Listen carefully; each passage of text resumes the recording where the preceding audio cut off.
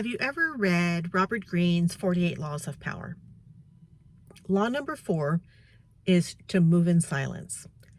Basically, what that law is to not show your hand before it's played, to keep your goals and your dreams close to your heart and concealed.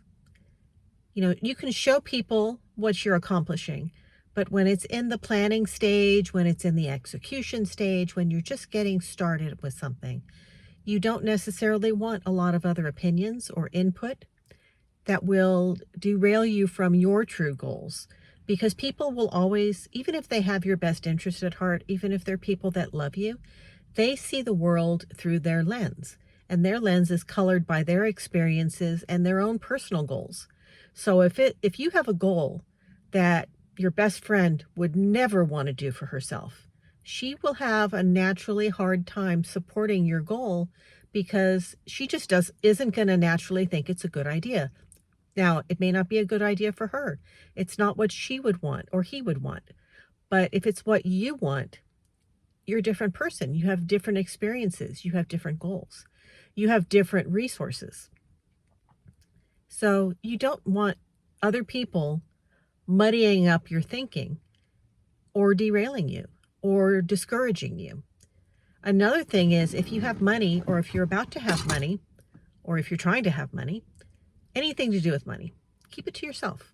Don't tell people what you've got, when you're going to get it, how you're going to get it, because what I have found is people that want to help you or want to help themselves will have ideas on how to spend your money.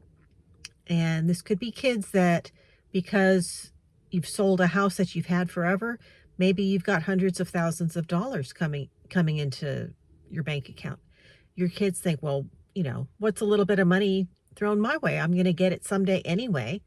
And, it depends how you've raised your kids and what their expectations are and what their life is like, and how broke they are. But, depending on where your children are at, they may think nothing of asking you for money that you're going to need to play out your retirement. Now, none of us want to be a burden to our children. And so we may have to say no to them more while we're in good health so that we'll have money when we're in poor health, someday. The other thing is, we may have friends that, through no fault of their own, great people that we love, people that love us, we've all got that friend who's always got a scheme to make more money, to the get rich quick friends. And if they know that you've got resources, they don't think it's a bad thing to use your resources because they have such hopeful thinking on how their schemes are going to play out.